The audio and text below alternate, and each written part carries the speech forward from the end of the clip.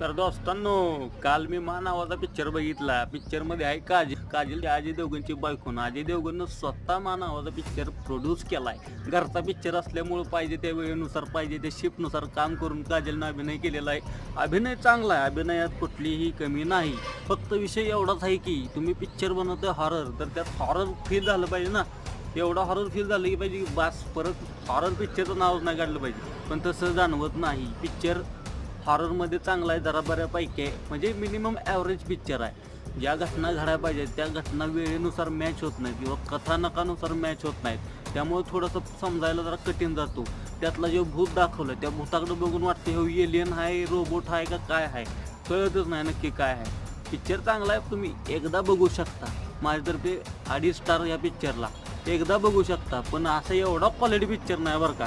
नाहीतर म्हणाल तू सांगितलं आम्ही गेलो बघितला. तुमच्या जबाबदारीवर बघा. धन्यवाद.